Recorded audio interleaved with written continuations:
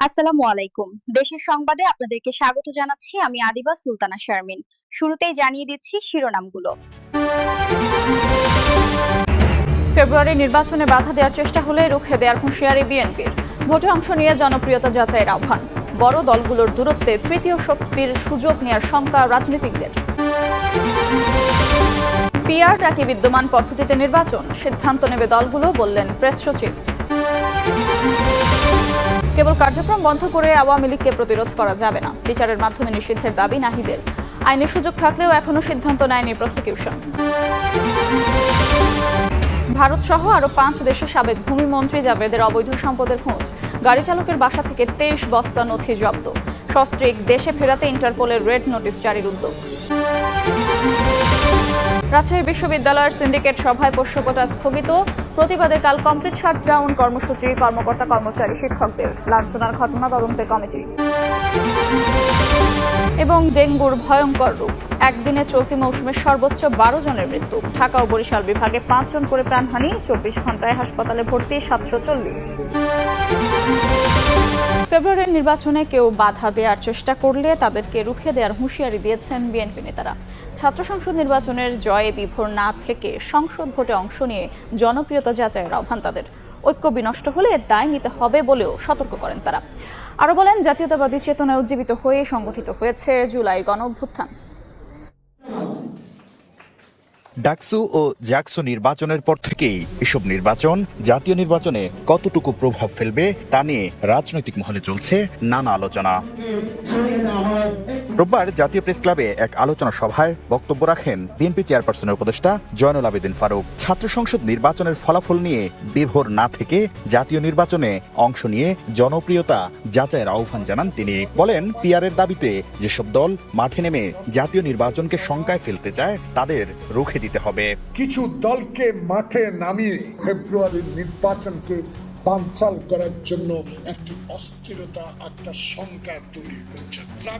রাখছু জাতীয় নির্বাচনেও প্রতিফলন করবে। যদি তাই হয়, এসব পদ্ধতির কথা ভুলে গিয়ে আসুন না জনমত যাচাই করি। এদিকে জাতীয় প্রেস ক্লাবে 7 নভেম্বর প্রজন্ম আয়োজিত আলোচনা সভায় বক্তব্য রাখেন বিএনপির সিনিয়র যুগ্ম মহাসচিব রুহুল কবির রিজভী আহমেদ। বলেন, ছাত্র সংসদের প্রতিনিধি নির্বাচিত হয়ে কেউ কেউ অনধিকার চর্চা করছেন। সব দলে অপরাধী থাকলেও বিএনপির বিরুদ্ধেই বেশি প্রোপাগান্ডা হচ্ছে। বিভাজনের এত সুর যে অমুক খারাপ আমরা ভালো, আমরা দেখি যে খুব কায়দা করে নানাভাবে একটা বয়ান তৈরি করে বিএনপির বিরুদ্ধে ব্যবহার করা হচ্ছে। একই অনুষ্ঠানে প্রধান অতিথির বক্তব্য রাখেন বিএনপির স্থায়ী কমিটির সদস্য ডক্টর আব্দুল মঈন খান। ফেসিবাদী সরকারের উগ্র আচরণে স্বৈরতন্ত্র কায়েম হয়েছিল বলে মন্তব্য করে তিনি বলেন, জাতীয়তাবাদী চেতনায় উজ্জীবিত হয়েই সংগঠিত হয়েছে জুলাই গণঅভ্যুত্থান। ছাত্র জনতার গণঅভ্যুত্থান ঘটেছে বাংলাদেশি জাতীয়তাবাদের মূল মন্ত্রেই। সেই গণঅভ্যুত্থানে তারেক রহমান নেপথ্যের একজন কুশীলব। ফেসিবাদের পুনরুত্থান ঠেকাতে জাতীয়তাবাদী আদর্শে উজ্জীবিত হয়ে সবাইকে ঐক্যবদ্ধ হওয়ার আহ্বান জানান বিএনপি নেতারা। বড় দলগুলোর দূরত্বে তৃতীয় শক্তির সুযোগ নেয়ার পথ তৈরি হওয়ার আশঙ্কা করছেন খোদ রাজনীতিকরাই। তাই জুলাই সনদ বাস্তবায়ন পদ্ধতি সহ বিএনপি জামায়াতের বিভাজন নিরসনের উদ্যোগ নিয়েছে এনসিপি, গণ অধিকার সহ 9টি দল। এরই মধ্যে 2টি দলের শীর্ষ নেতাদের সঙ্গে যোগাযোগ করেছেন তারা। এছাড়াও 9 দলেরই ফোরাম থেকে নতুন নির্বাচনী জোট গঠনে আলোচনার ইঙ্গিত দিয়েছেন নেতারা। সানবির রূপলের রিপোর্ট। লোয়ার হাউস এবং আপার হাউস প্রস্তাবিত 2 হাউসে আমরা পিয়ারের নির্বাচন চাই। চক্রান্তকারীরা আমার বাংলাদেশের গণতন্ত্রকে হত্যা করবার ষড়যন্ত্র। একদিকে নির্বাচনী ডামাডোল, অন্যদিকে নির্বাচনের পদ্ধতি ও জুলাই সনদ বাস্তবায়ন নিয়ে দলগুলোর বিপরীতমুখী অবস্থানে উত্তপ্ত রাজনীতির মাঠ। জুলাই সনদ বাস্তবায়ন পদ্ধতি নিয়ে ঐক্যমত কমিশনের 3য় বৈঠকও ফলশূন্য। বিশেষজ্ঞ মতামত নিয়ে সাংবিধানিক আদেশের পর গণভোটের মাধ্যমে সনদের বৈধতা দেওয়ার প্রস্তাবও একমত হতে পারেনি দলগুলো। একই সময়ে 2 কক্ষে পিআর পদ্ধতিতে নির্বাচনের দাবিতে সভা সমাবেশ করছে জামায়াত সহ ইসলামী দলগুলো। সব মিলিয়ে নির্বাচন সামনে রেখে এক গোলক ধাঁধার চক্করে দেশের রাজনৈতিক পরিস্থিতি। একভাবে তো সংকট একটা তৈরি হয়েই আছে।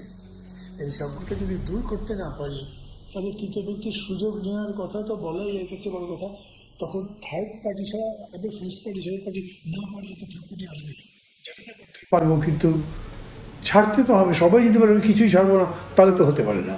এ অবস্থায় ঐক্যমত্য কমিশনের সহসভাপতির পরামর্শে বিএনপি জামায়াতের সঙ্গে আলোচনার উদ্যোগ নিয়েছে 9টি দল।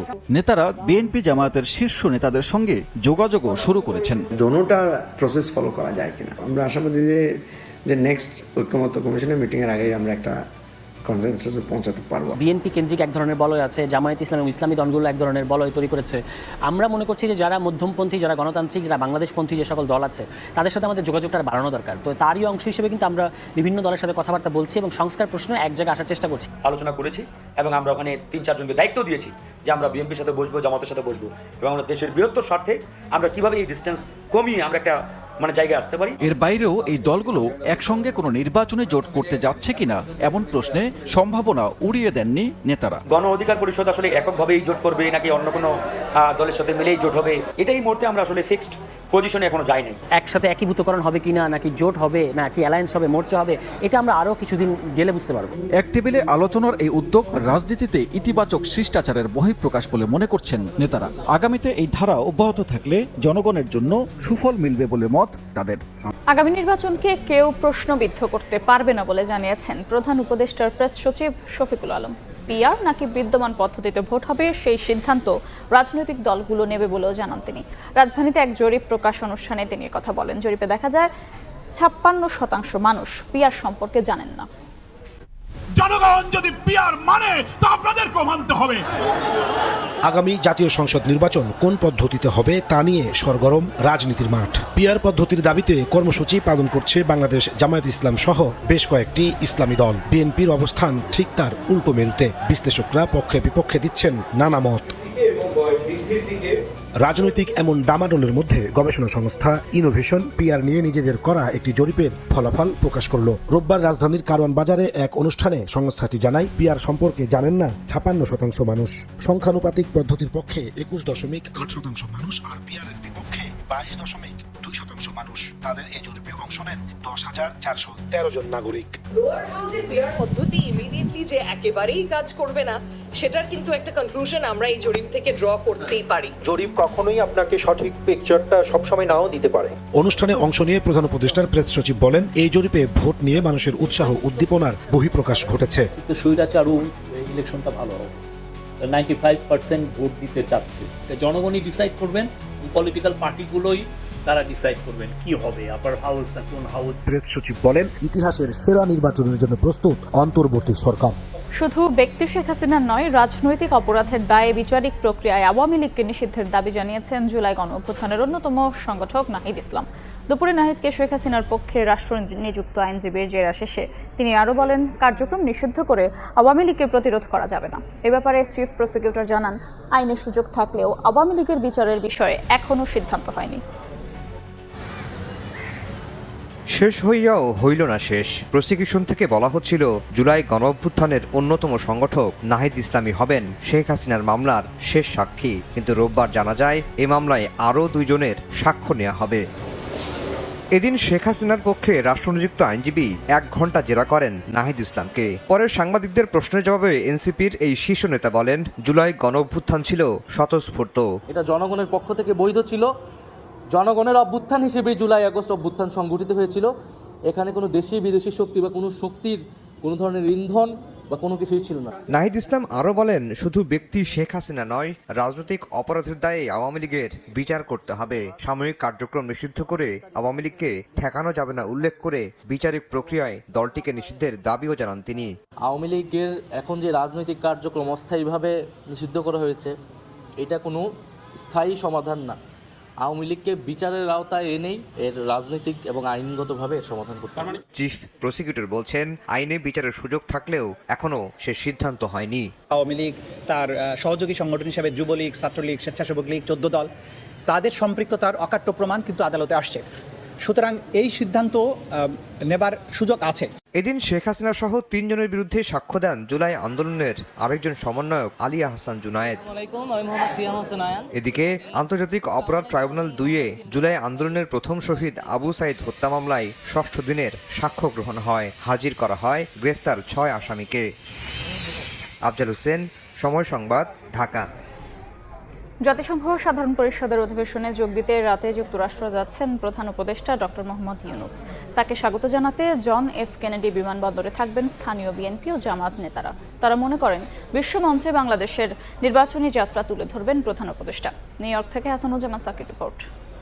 বিশ্ব নেতাদের সবচেয়ে বড় আসর, এবার জাতিসংঘের ৮০তম বার্ষিকী উদযাপিত হচ্ছে। আর এবারের সাধারণ পরিষদের অধিবেশনে যোগ দিচ্ছেন ১৪০টিরও বেশি দেশের রাষ্ট্র ও সরকার প্রধান।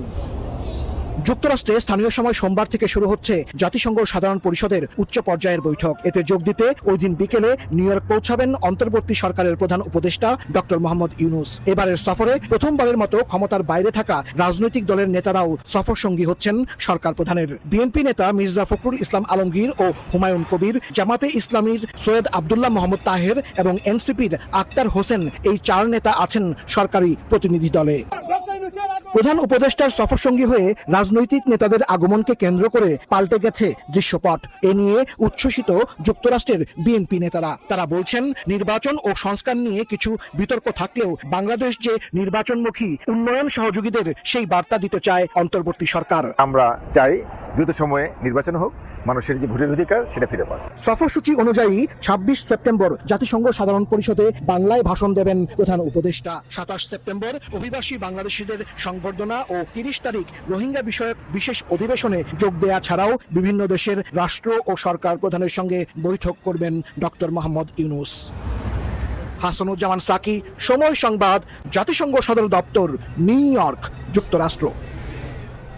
যুক্তরাজ্য সহ বিভিন্ন দেশে প্রায় ৬০০ বাড়ির পর এবার সাবেক ভূমিমন্ত্রী সাইফুজ্জামান চৌধুরী জাবেদের ভারত সহ আরও ৫ দেশে নতুন সম্পদের খোঁজ পেয়েছে দুদক। শনিবার রাতভর জাবেদের স্ত্রীর গাড়ি চালক ইলিয়াস তালুকদারের চট্টগ্রামের বাড়ি ও আশেপাশে অভিযান চালিয়ে ২৩ বস্তা নথি জব্দ করা হয়। আর স্ত্রী সহ জাবেদকে দেশে ফেরাতে ইন্টারপোলের দ্বারস্থ হচ্ছে দুদক। চট্টগ্রামের কর্ণফুলী থানার শিকলবাহা ইউনিয়নের একটি বাড়ি থেকে সাইফুজ্জামান চৌধুরী জাবেদের সম্পদের ২৩ বস্তা নথি জব্দ করেছে দুদক। তার ঘনিষ্ঠ সহযোগী উৎপল ও আব্দুল আজিজের রিমান্ডে দেওয়া তথ্যের ভিত্তিতে চালানো হয় এই অভিযান। জাবেদের স্ত্রী রুকমিলা জামানের গাড়ি চালক ইলিয়াস তালুকদারের বাড়ি ও আশপাশ থেকে এসব নথি জব্দ করা হয়। দুদক বলছে, যুক্তরাজ্য, যুক্তরাষ্ট্র, দুবাই ও সিঙ্গাপুরে থাকা ৫৮২টি বাড়িসহ সম্পদের বাইরে নতুন করে নথিতে ভারত, থাইল্যান্ড, মালয়েশিয়া, ফিলিপাইন, কম্বোডিয়াও তার সম্পদের তথ্য পাওয়া গেছে।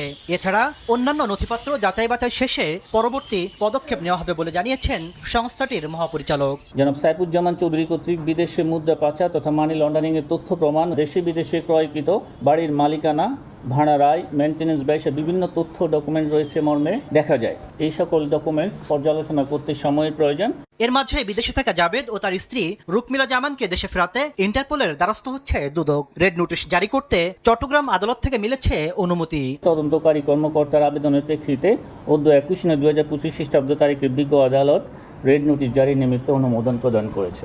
এছাড়া ১২০ কোটি টাকার ঘুষ নেওয়ার অভিযোগে সাবেক ভূমিমন্ত্রী সাইফুজ্জামান চৌধুরী জাবেদ সহ ২০ জনের বিরুদ্ধে ৩টি মামলার অনুমোদন দিয়েছে কমিশন। দুদক ইতিমধ্যে এই বিষয়ে আইনগত ব্যবস্থা নিয়েছে। তাসলিম তৌহিদ, সময় সংবাদ, ঢাকা। সন্ধ্যার সময় আর থাকছে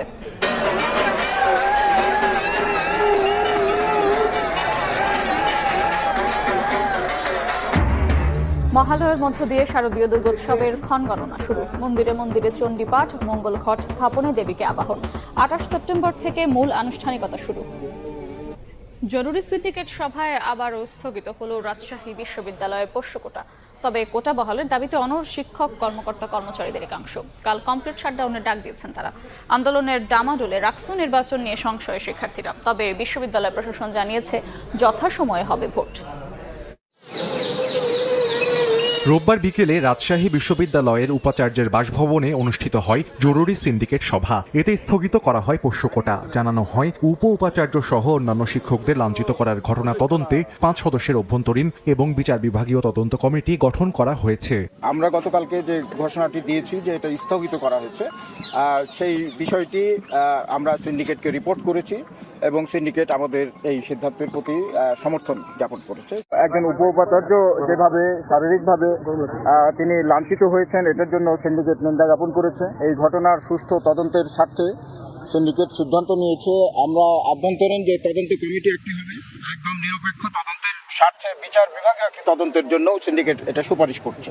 এদিকে সিন্ডিকেটের সিদ্ধান্ত প্রত্যাখ্যান করে কমপ্লিট শাটডাউন কর্মসূচির ঘোষণা করেছেন শিক্ষক কর্মকর্তা ও কর্মচারীদের একাংশ।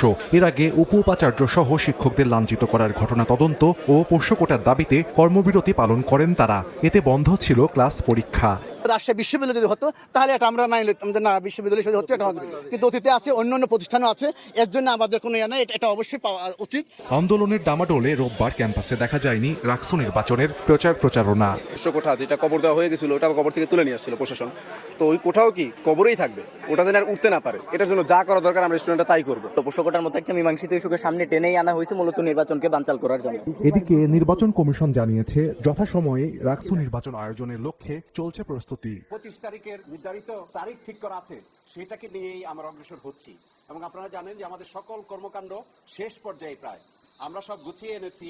চলতি বছরের 2 জানুয়ারি শিক্ষার্থীদের টানা আন্দোলনে বাতিল হয় পোষ্য কোটা। এরপর শিক্ষক কর্মকর্তা কর্মচারীদের আন্দোলনে গত বৃহস্পতিবার আবার বহাল হয় কোটা, তবে আবার স্থগিত হলো আন্দোলনের মুখে। সময় সংবাদ, রাজশাহী। সন্ধ্যার সময় আরো থাকছে। স্বাধীন ফিলিস্তিন রাষ্ট্রের স্বীকৃতি দিল যুক্তরাজ্য, কানাডা ও অস্ট্রেলিয়া। দ্বিরাষ্ট্রনীতি বাস্তবায়নের সংকটের সমাধান ও শান্তি ফেরার আশা। ডেঙ্গুর ভয়াবহ রূপ। একদিনের চলতি মৌসুমের সর্বোচ্চ 12 জনের মৃত্যু হয়েছে। এর মধ্যে ঢাকা ও বরিশাল বিভাগে 5 জন করে এবং চট্টগ্রাম ও ময়মনসিংহে 1 জন করে মারা গেছেন। 24 ঘন্টায় হাসপাতালে ভর্তি হয়েছেন 740 জন। স্বাস্থ্য অধিদপ্তরের ডেঙ্গু বিষয়ক নিয়মিত প্রতিবেদনে এই তথ্য জানানো হয়েছে। এ নিয়ে চলতি বছরে ডেঙ্গুতে আক্রান্ত হলেন 41,831 জন, মারা গেছেন 179 জন।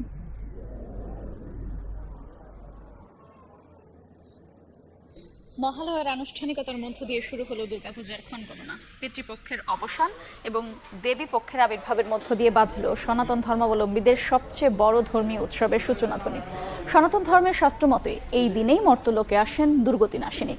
ঢাকেশ্বরী জাতীয় মন্দিরে আয়োজন করা হয় বিশেষ চণ্ডীপাঠ ও পূজা অর্চনা। 28 সেপ্টেম্বর থেকে শুরু হবে দুর্গাপূজার মূল আনুষ্ঠানিকতা।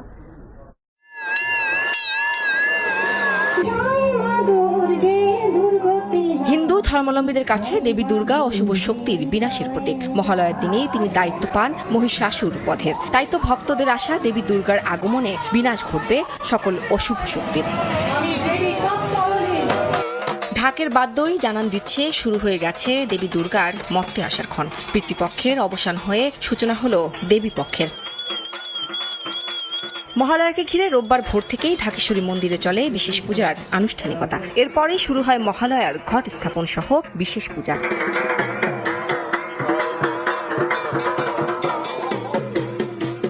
তর্পণ প্রভাতের আলোয় দেবী দুর্গার আবির্ভাবেই তো মহালয়া। শারদ প্রভাতে তাই ভক্তের আরাধনা। 1 বছর পরে মা আসছেন আমাদের মাঝে।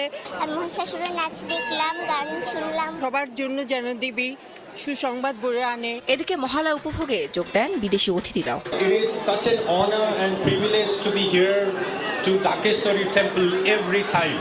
For a moment we were all transported to the level of divine in the company of Ma Durga.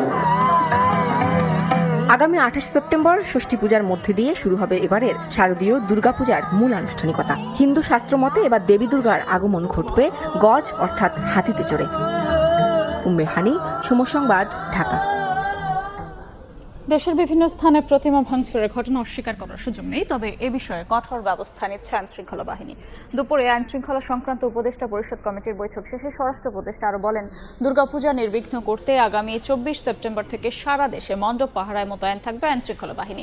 এ সময় জাতীয় নির্বাচন ও উৎসবমুখর হবে বলে আশা জানান উপদেষ্টা। মিয়ানমার থেকে মাদকের প্রবেশ ও দেশ থেকে সার পাচার বন্ধে আইনশৃঙ্খলা বাহিনী আরও কঠোর হচ্ছে বলেও জানান তিনি। পূজা আমাদের শুরু হবে হলো 28 তারিখ থেকে, কিন্তু আমাদের ডিপ্লয়মেন্ট শুরু হয়ে যাবে 24 তারিখ থেকে। পূজা কমিটিগুলি যে আছে তারা কিন্তু মণ্ডপ মানে বানানো শুরু করে তাদের কিন্তু 7 জন করে গার্ড ওখানে রাখতে হবে বলা হয়েছে এবং তারা সবাই রাজি হয়ে গেছে। এখন কিন্তু মেইন দায়িত্বটা কিন্তু ওনাদের এইগুলি দেখার ইনস্ট্রাকশন দিয়েছে। থানা পুলিশ হয়ে গেছেন, তারপরে র্যাব, বিজিবি, আনসার এরও এখনো পেট্রোলিং করবে। ভাঙাচুরার সংখ্যা কি খুব বেশি? তো 2-1 জায়গায় যে ছোটোখাটো 2-1 ঘটনা ঘটতেছে না, আমি অস্বীকার করবো না, ঘটতেছে, বাট ঘটার সাথে সাথে আইনানুগ ব্যবস্থা নেওয়া হচ্ছে। ফিলিস্তিনকে স্বাধীন রাষ্ট্র হিসেবে স্বীকৃতি দিল যুক্তরাজ্য, কানাডা ও অস্ট্রেলিয়া। রাষ্ট্রনীতি বাস্তবায়নে সংকটের সমাধান ও শান্তি ফেরার আশা প্রকাশ করেছে দেশগুলো। এই সিদ্ধান্তকে ব্রিটিশ পররাষ্ট্রনীতিতে একটি বড় পরিবর্তন হিসেবে দেখা হচ্ছে। কানাডা প্রথম G7 দেশ হিসেবে ফিলিস্তিনকে স্বীকৃতি দিল, যদিও যুক্তরাষ্ট্রের পরিকল্পনা নেই বলে জানিয়েছে হোয়াইট হাউস। এ পর্যায়ে শীর্ষ সংবাদ জানিয়ে দিচ্ছে আরেকবার। নির্বাচনে বাধা দেওয়ার চেষ্টা হলে রুখে দেওয়ার হুঁশিয়ারি বিএনপির। পিআর নাকি বিদ্যমান পদ্ধতিতে ভোট, সিদ্ধান্ত নেবে রাজনৈতিক দলগুলো, বললেন প্রেস সচিব। কেবল কার্যক্রম বন্ধ করে আওয়ামী লীগকে প্রতিরোধ করা যাবে না, বিচারের মাধ্যমে নিষিদ্ধের দাবি নাহিদের। আইনের সুযোগ থাকলেও এখনো সিদ্ধান্ত নেয়নি প্রসিকিউশন। এবং পোষ্য কোটা স্থগিতের প্রতিবাদে রাজশাহী বিশ্ববিদ্যালয়ে কাল শাটডাউন কর্মসূচি শিক্ষক কর্মকর্তাদের। নির্বাচন নিয়ে সংশয় শিক্ষার্থীদের, যথাসময়ে আয়োজনের আশা ইসির। এ ছিল সন্ধ্যার সময়। এরপর জনপদের সময় নিয়ে যুক্ত হবেন সহকর্মী গোলাম রাফি। মিতু, আপনাকে ধন্যবাদ। জনপদের সময় নিয়ে ফিরছি কিছুক্ষণ পর, সঙ্গেই থাকুন সময়ের।